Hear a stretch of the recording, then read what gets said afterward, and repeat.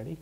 Hi there, and welcome to another episode of the Silver Screen Show. Thanks for joining us on this absolutely freezing cold night. Oh my God. Joined by, as usual, by Alenya. How are you? I'm good. How are you? I really couldn't be bothered to come into that. I'm like, oh, it's just... it's so cold. I'm just going to stay at home, but professionalism kicked in.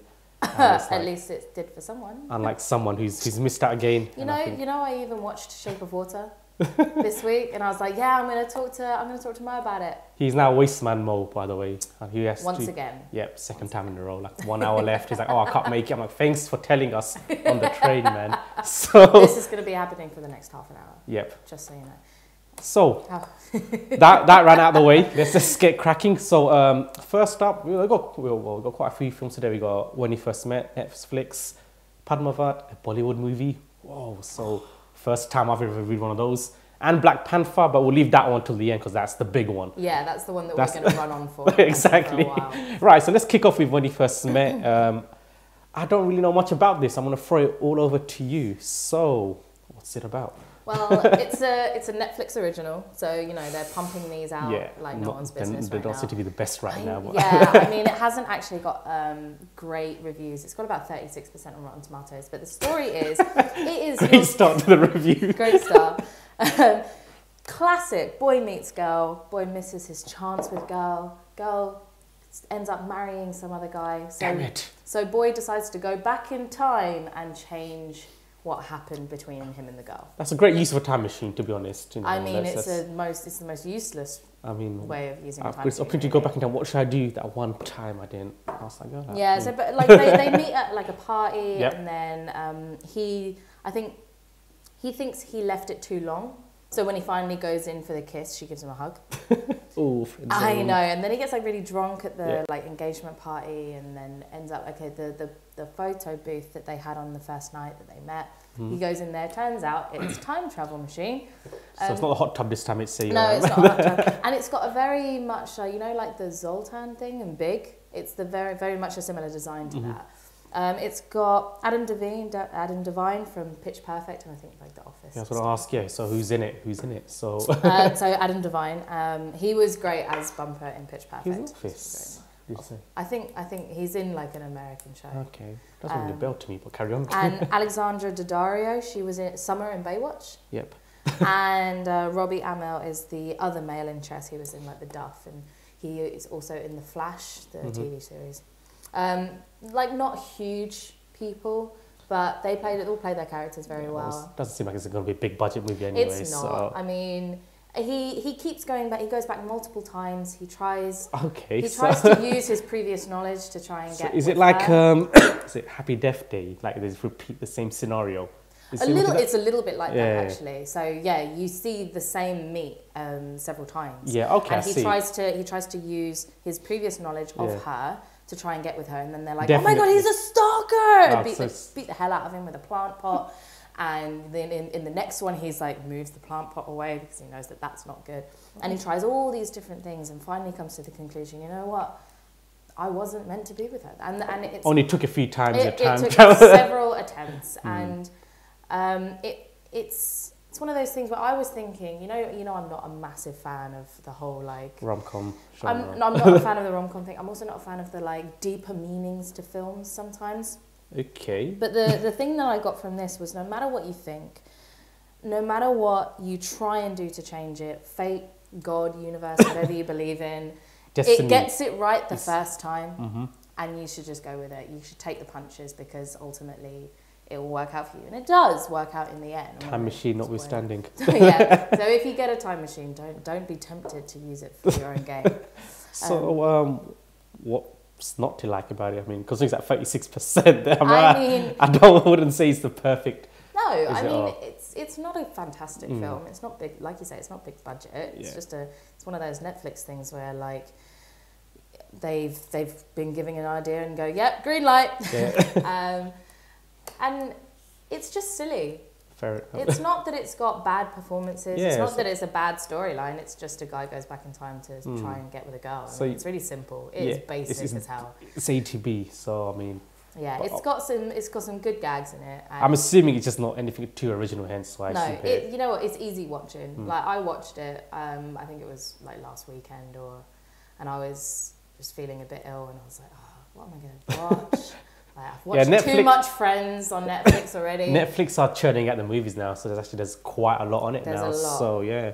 There's a lot more. I'm thinking of maybe trying to watch at least one per week and then bring it on here. Yeah, I mean, it's a nice alternative to actually going out to cinema in this Arctic cold freezing. Exactly. Yeah, I'm not going to stop mourning about the cold until the sun comes out. So, I mean, you're saying it's a comedy. So how is a comedy? There are parts of comedy to it. So how is that side to it? Is it funny? Do the jokes land, or is it just like your standard? I mean, they land actually. It's not like. It's not always cringy, you know. There's sometimes with rom-coms it can be really like, or cringy like Baywatch. I mean, that was cringy. I mean, we have different. Baywatch. I watched it again the other week, and I just love it because it is so stupid. Because it rips into itself, and this one kind of does as well with just kind of the new age millennial jokes. Yeah, things like that. That millennial jokes are the way up. Spider-Man was full of millennial jokes and that stuff. All the social films media. At the moment is full of millennial, like Happy Death Day, stuff like this. And yeah, like I say, it's just easy watching. You don't have to really think deeply about it. I mean, I did a little bit, but so I wouldn't think about too much behind the time travel logic then. Like no, exactly. How does that work anyway? Like, why does this photo brief? Did they explain that, or is it just like it was just like he put some quarters in the machine, and then he was there and he was drunk and he was just mumbling like, oh, I wish I could go back. And then sure it wasn't like the guy just wasn't high or something while he was using it, and he just thought he went back in time. No, I don't think there's enough alcohol in the world to make that happen. So they never really explained why is it. It's just it is. I mean, I'm going to go back to the whole big idea when he's like using the Zoltar thing. Zoltar, I can't remember. And he's just going, oh, I wish I was big. And then all of a sudden there's a flash of light and he's big. Just accept it. Exactly. Just accept it, move on. That's the premise, and I'm going to go with it. I'm going to say it's easy watching, it's good, it's funny. Just don't expect too much. I was going to say that pretty much sums it up then. No need to cut to the final review then. So yeah, go ahead, and if you're looking for a nice, easy rom-com to watch, and don't really want to think about the scientific logics behind time travel and wouldn't be bothered by it. It's pretty feel good as well because it's like he wanted to end up with her, but he didn't. But he ended up happy in the end anyway. So that's a good message. It's a good message. Yeah. Right, cool. So that's one down. One down. Moving on. Yes. So this is I think the second Bollywood review since I think Paramount did one like years ago. Right when correspondent left. Bollywood correspondent. Right. So this is Padmavat. So this is a movie that's got a mainstream release actually over in England. Hence why I thought let me go check it out. My friend was really keen, and I need someone else to watch it with. So I'm like, fine, I'll go. A lot of people were talking about this. Yeah, we went to Stratford actually to watch it. It's actually sold out. I think that's the first time in my life that I've actually gone to the cinema. I felt like a bit of a... There was a queue when I went to watch Black Panther, and there was a queue for Padmavat. Yeah, I was thinking, that's never happened to me before. Like, ever had to book in advance and, and we didn't watch it, so I watched it another day. Yeah. But yeah, so this is a film, it's actually one of the biggest, it is the biggest Hindi movie ever made. Wow. I mean, financially, US-wise, it's not that big. It works at about $35 million, which sounds a bit small here, but for back there, it's the biggest. So this is a story of, it goes set in medieval times, what's it called? 1303 AD. So it's set back in the days. Wow. Yeah, so this is based on a poem called Padmavat, which is about Queen Padmavat, who is a very majestic, beautiful queen who believes in justice and honor. And so she gets married to the king of Rajput. He's essentially the good guy, to keep it simple. And his rival, which is Alauddin, which is like the king of the Mongols. So he's another army. He's played by Ranveer Singh. So he is like the evil guy. So, to set it all up, make it easy for you to understand, you got one king who's the good king, the king of Rajput, and then you got Alauddin, who's like the crazy guy, and then you got the queen. So Alauddin goes, you know what, I've heard stories about your queen. She's majestic. I want her. Pretty much, he's like, I need that. That's how this works. Yeah. So he's literally like, you know what, I've heard stories about her. She will be perfect as my queen. And he sets out thinking, I'm gonna now take her. So the cast is Deepika. She is the main star here. She plays Queen Padmavat. These names probably mean nothing to you. No, but she was in like... she was in Triple X. Triple X, Return of Xander. Yeah. what a garbage movie. Sounded So Shahid Kapoor plays the King of Rajput, which is Rantan Singh, and Ranveer Singh? Yeah, Ranveer Singh plays Aladdin, and he is like some Jason Momoa looking guy actually. Oh really? He's massive. Now I'm interested. He's massive, ripped, got long hair. I'm like, this guy got a really good Jason Momoa kind of vibe to him. So that aside, you know what? I don't watch many Bollywood movies, but going into this, I'm like, you know what? I was impressed. I mean, it's quite an epic. It's very Game of Thrones like. So massive sword fights. You have a lot of politics. You've got the love angle. And it's very well done. You've got huge armies, huge set pieces. You can see definitely why this is like a massively financially backed movie. There isn't much song and dance to it. There are a few, obviously. I was going to ask. I mean, yes. It's a Bollywood movie. That has to be music in it. But How was it? I mean, there are song and dance, of course, Yeah. but it's not overly done. It's only 2 or 3 scenes. Maybe catering to the wider audience. Yeah, I mean, the way it's going to have a global release, so we can't really fill it up. And also, it doesn't really fit the mood of the film. The film is set in the medieval days. There's a lot of violence and brutal murder, you know, so you can't fill it rampacked. It's not your typical love story.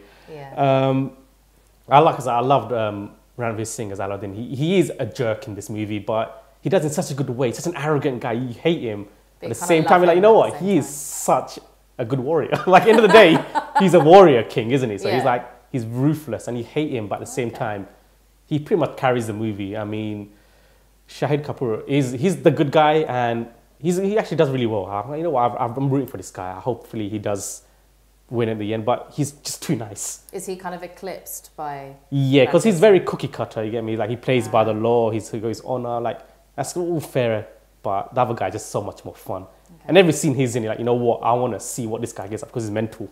And he'll get shot. He'll love it. He'll start laughing. You know. I mean, there's one scene where.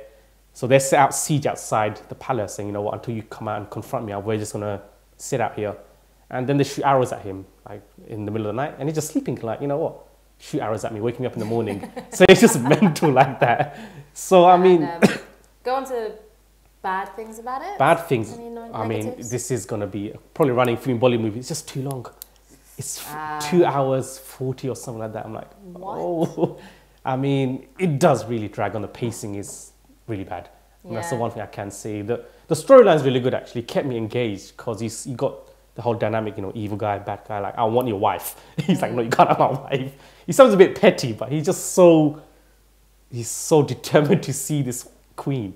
He just makes it really, really good. So you got that side of things, but it just takes forever. Sometimes movie just slows down to a halt, and you're like, you could really cut this all out because you don't need it. 2.5 hours. But like I said, running time in these movies is always long. It's always long, yes. I think if you are someone seeing this movie for the first time, like a Bollywood film, be prepared because it does just like, come on. Well, my friend at work went to see it with her mum. She was like, I've got to take my mum to see of course. this. And she absolutely loved it. And she was like, the songs were great. You know, the presentations were great. I mean, the music is great. The fighting scenes, the CGI is actually really well done. Okay. I mean, it's not comical. It's not the best, but you know, for the type of movie it is, you know, you're like, you know what, that's good. I don't mind it. Yeah, but you know, props to you guys. Exactly.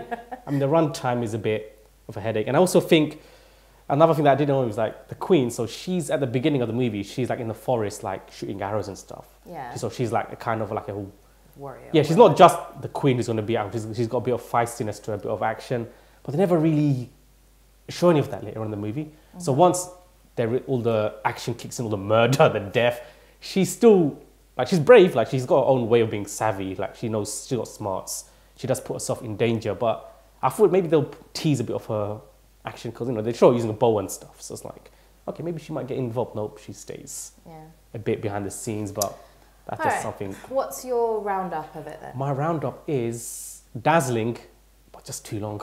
Too long. Yeah, you're gonna go on about that. I mean, if a movie's gonna be 3 hours long, it's got to be like Dark Knight level. You know who else is long? What? Mo.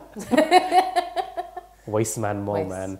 I can't believe it. Second time, man. Got to bring it up every single time. Takes us 6 o'clock saying I can't make it. I'm like, are you joking? You should be halfway here. Like, but yeah, so. Right, that's 2 down. Last one. Yeah, Bollywood movie. I'm not actually. You know, I'm into it now. You know what? You're going to be our new Bollywood. I'm gonna have to, unless our old one decides to make a dramatic return. Yeah. Second dig of the night. Though, this is a bit of a change of scenery to me. It's not your typical rom-com. It's very, like I said, it's Game of Thrones like action. It's swords, horses, politics, backstabbing, love. So it's got it all. So yeah, if you want to change the scene from the usual Bollywood thing, you've got 3 hours to kill. I mean, the closest thing to a Bollywood movie I've ever watched was that what was it? It was like the Pride and Prejudice one. But Bride and Prejudice. Bride and Prejudice, that was it. That's the closest thing I've ever seen to a Bollywood movie. But that was ages ago, wasn't it? That was a long time ago now. But cool. So moving on, this is now for the, let's say the big one. The big one, yeah. Hence why it's at the end. So, Black Panther. This is the latest. I mean, I don't really have to say much about it, but it's I think it's the 18th now addition to the MCU. So in the now 10 years since Iron Man. I know. So they are kicking off the 10-year celebration. So that was great. I loved it. That photo was great. That photo was great. I know the pictures of like everyone sort of fangirling at all the other people. Yeah, like spotting like Robert Downey Jr. being like, I'm sat at the front in the middle. How did this happen? Yeah. And then there's Tom Holland standing next to, I think it's like Chris Pratt. Like, yeah, they're just so. Like you do all realise you're in a movie together. Right? It's coming out this year. Right. So 10 years. This is the, you know what, Black Panther has done amazingly in the box office. It's already destroyed Justice League. Sorry, Justice League. I mean, you've been destroyed in 4 days. I mean, it has come to the point where it's kind of like beating a dead horse, taking the piss out of DCU, but we've still got to do it. 4 days it took them to make more than Justice League, and it doubled. It was a 200 million budget. It doubled it in less than a week. So. Right. So let's kick off. Black Panther, directed by Ryan Coogler, who also directed Creed, starring Chadwick Boseman, Michael B. Jordan, Lupita Nyong'o, and Angela Bassett, Martin Freeman, Andy Serkis. Oh my gosh. It's just top loaded with talent. Yeah. So Forrest Whitaker. Yeah, Forrest Whitaker. There's just too many. There's so many names in this. But it's amazing. Right, let's kick in. Overall, I loved it, but there are a few flaws. But let's talk about the good things. Let's start. Yeah, I'm gonna say it's just an explosion of culture. I mean, it really is. I mean, to get this out of the way, you cannot underestimate the fact the cast, what a big deal this is. People do say, oh, they're playing a bit too much, but to see a film which is pretty much all ethnic, lead a blockbuster movie to financial success. I mean, it's the first time this has been done, so you can't really take away that fact as And one of my friends at work, he was saying that having such a huge representation of African culture on such a huge platform is fantastic. Yeah, and it's something that you can't take anything away. Exactly. From I mean, it's a huge gamble, and it's actually worked pretty well. And as a woman, I'm going to bring this to the table. A lot of strong women. Amazing strong women there. Yeah. The fact that also they mentioned Grace Jones right at the beginning, I thought that was great. Yeah, nice. That was a nice nod. A nice little Easter egg for people. Danae Guerrero was the fiercest woman I have ever seen in my life. She played Okoye. She's the general. The general. Yeah. And she was insane. She was like one of the best fighters on the screen. You know what? When she dropped in the Civil War trailer, I was like, not Civil War, Infinity War, I'm like, why is she? But now I'm like, oh, damn. And she deserves it. Like, her at the end was insane. And Letitia Wright, she was funny as hell. She plays Shuri, the little sister. She's got back. What are those? She's the embodiment of like the young generation at the moment. When her and Peter Parker meet, oh my God, that's going to be amazing. It's going to be amazing. That's going to be so much fun. Lupita is like the bleeding heart of the whole thing. She's like, we should be doing more. And like, this film is such a mirror, a reflection of the world at the moment. It really does. I mean, I was going to say the storyline here. I mean, yes, your generic Marvel DNA, the jokes, the set pieces. The big action scenes. But the storyline here actually really does hit people that other movies haven't. Such as I said, just, is it right for countries to isolate themselves when they could help others? Yeah. I mean, when you see your own people getting discriminated and prejudiced against, is it right to just stay in the shadows and not be ignorant? It is definitely a reflection of what we're seeing in the world at the moment. And it's when Chadwick Boseman comes out and does some of his speeches, like the one in the UN, it's the leader that you want right now in the real world. And you're like, this is fictional, this is a film, this is written by Ryan Coogler and all the guys at Marvel, and it's and then the comic and everything. But he is the leader that I really want at the moment. You want someone like T'Challa to be standing up there and saying those words, but it's a film, and that breaks my heart. It is like it's like storyline. I was not really expecting this level of gravitas, to be honest. Yeah, like, exactly. And it talks about, the other part is like, if you see your people being brutalized and suppressed around the world, who are we, to each other? We should be out there, not. So I think bringing onto that is Killmonger by Michael B. Jordan. He was amazing. I mean, fantastic. He's probably the best villain I've seen since Loki. And even Loki's getting a bit stale now, but this guy is like, wow. Yeah. I mean, my friend was saying he's read the comics of quite a few of the comics of Black Panther, and he was saying whereas like Chadwick Boseman doesn't quite live up to the arrogance and the confidence of Black Panther, but Michael B. Jordan as Killmonger is just insane. I mean, it's important to have a villain who you empathise with and can see why they are what they're doing. Yeah, and he points out the hypocrisy of what they're doing. I mean, we got previous villains like the one Ronin from Guardians of the Galaxy, Malekith. These guys like we're just evil because we're evil. Like we don't care. Like just because. Yeah, like because we want to. Yeah, exactly. Whereas here, Killmonger, like he is like, I've seen what's happening to our people, and it's not right. We should be out there. I mean, obviously the methods he takes are very psychotic, but he needs to have that psycho tendency to be a villain. Yeah. But it's also important for us to know why he's taking what he does and why he believes what he is.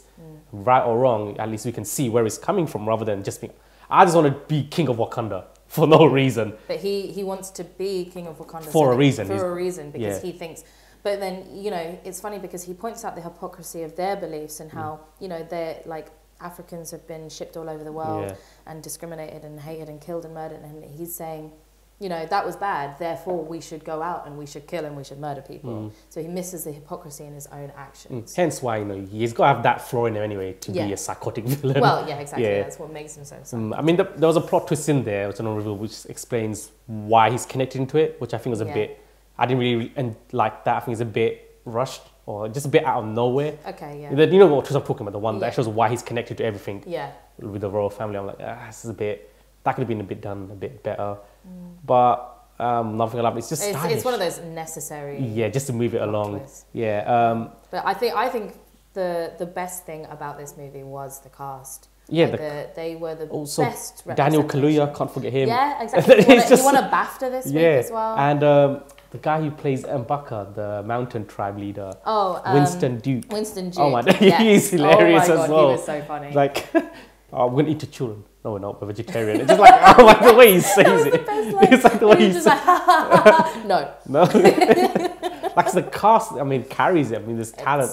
This is the best representation of black and female actors as well. I mean, I'm gonna harp on about this. This was great, and the line this. And like his royal guard are all women as well. Exactly, so they're all really like big warrior women, and they were amazing. And purely from a cosmetic point of view, it's such a stylish movie. It's so beautiful. It's so glossy. Just everything's well done. I mean, all of the costume design as well. There's a lot of effort into us. I was reading about the cultural reference behind all of them, and just Ryan Coogler's done great. I mean, the scene where a certain character, like the scene where they're coming to film and the camera's upside down and it moves. Yes, that was really well. Just great. Things like that just make the film look so much more. The little dig at his sandals. What are those?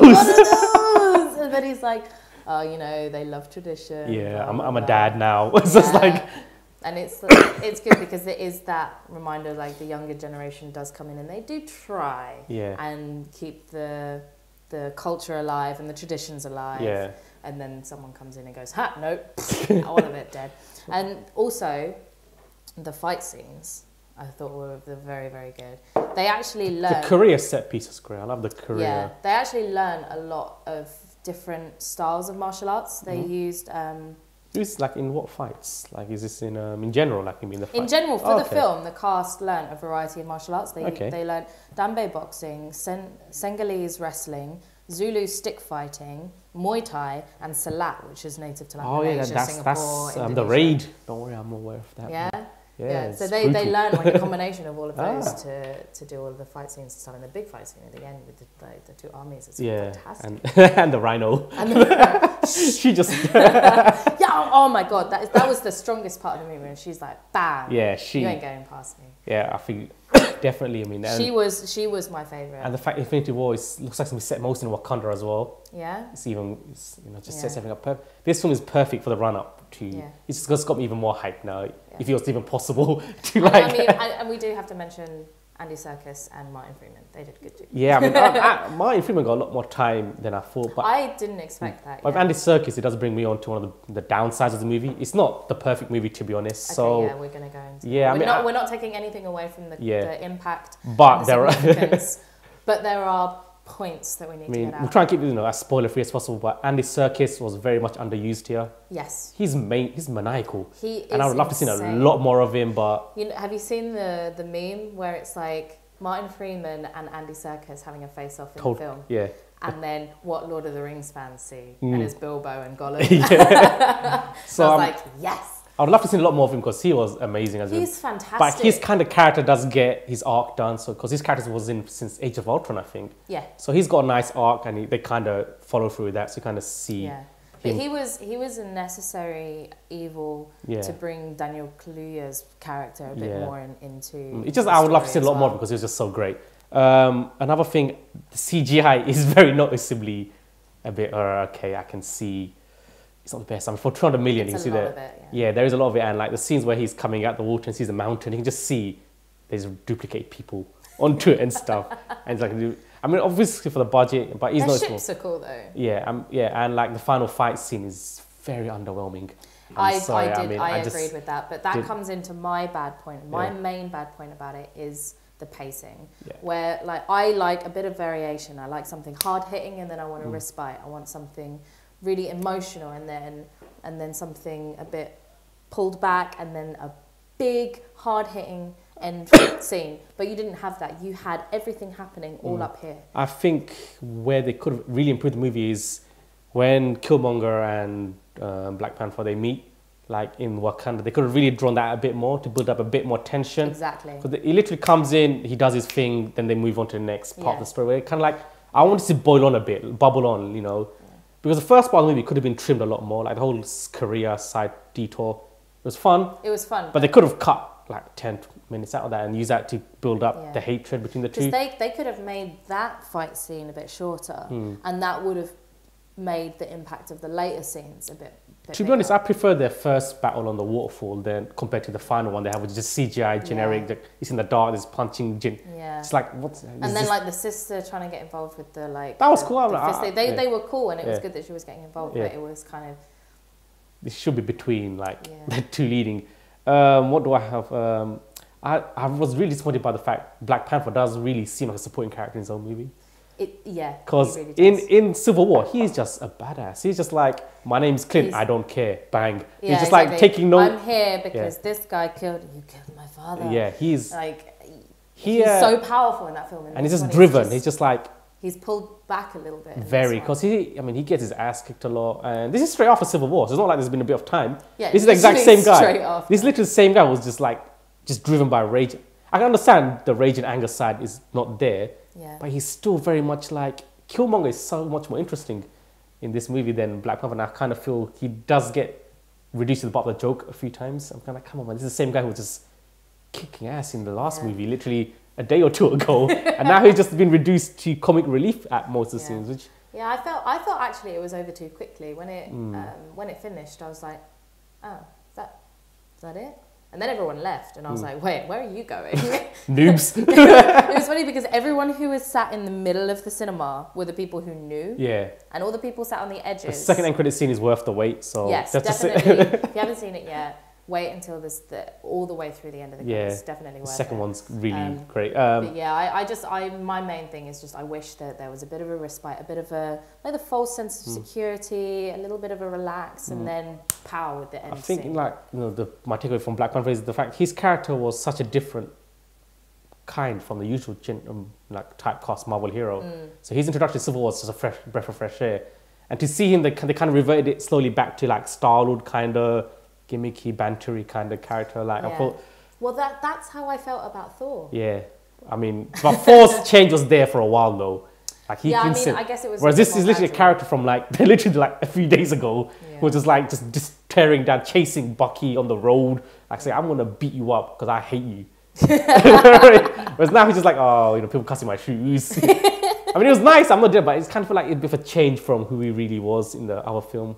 I would kind of like him still remain a bit of his aura. Gravitas. Yeah, whereas like, because Killmonger beats him up, everyone beats him up, like kind of. Yeah. I would have liked him to be a bit more. Another thing was like when after Michael B. Jordan and does his have thing, there's no gag, there's no like, what should I do next? Like, just it's jump literally straight just back. like pow, pow, pow, pow. And there's no time for you to kind of catch up and go, oh, okay, we're going this way now.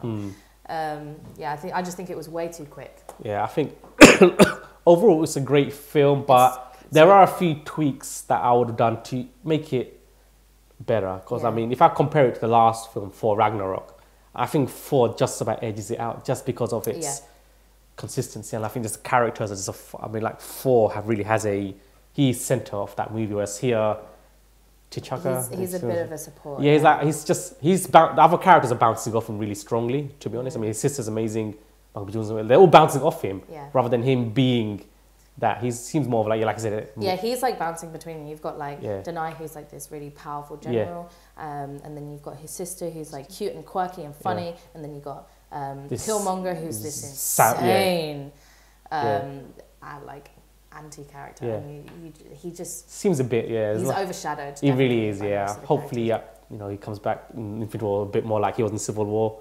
Yeah, I think so. I think he's seen from the trailers. It looks like he's a bit more like the whole, like, get this, man. Yeah, exactly. All of that stuff. That's he's how like taking control. Like, you are a king. Yeah, act like it. To be honest, they did go into that aspect of him becoming a king and what it means, but it seems like that was literally 24 hours ago since Civil War. So it seems a bit quick for him to suddenly not know, oh, who am I as a king? What do I stand for? Yeah. Whereas literally, like, he had no idea a couple of days ago. It's fine, but actually, going on from that, I thought that the spiritual stuff was really interesting. I did like the way Killmonger actually had an effect on Black Panther and what kind of king he wants to be, because all of that came from actually Michael B. Jordan's character. Yeah. His idea, like, his execution's a bit messed up, but his ideology, finding out what he found out about King T'Chaka as well, really changes him, and he accepts, you know what, Killmonger had an idea. I mean, it was good.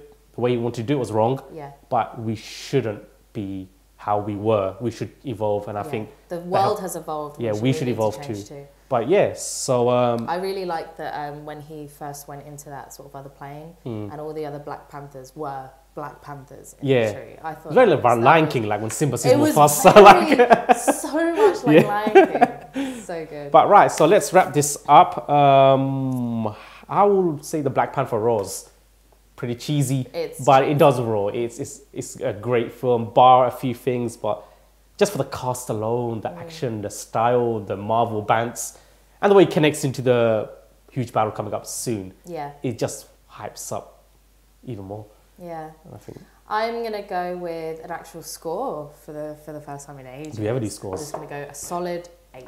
8, yeah, and it just gets me more excited for Infinity War. It does. You really like. As soon as I watched this, I went back to the Infinity War trailer to notice all the Black Panther characters. And Bucker's in it. I'm like, what? He's in it? Yeah. Like all of these characters. Yeah. The Ape Man, I think is what it's actually. Is it M'Baku or M'Baka? M'Baku. Yeah, M'Baku. Yeah, he's in there. I'm like, oh my God, he's in there. Like just. And Daniel Kaluuya. Yeah. Is Wakabi. He's gonna get some repercussions for his actions, but I hope so. Yeah, I think. But okay, awesome. So I actually want to just say one thing. You got 30 seconds. With Martin Freeman, yep. I think there was an interview or someone asked him a question, and they asked him, what did it feel like to be the minority? The Tolkien white guys, as they're saying. I mean, it was just like, in the cast, it's basically him and Andy Serkis of the main cast. And he was like, now I know how they feel when they're on set with us. And it reminded me of a film. It's a terrible film, but it's good in the respect it draws on the same issues, and it's Stepsisters on Netflix, and there's a similar thing. It's like this group of white girls go to a step competition for like all black people. It's a very black cultural thing in America.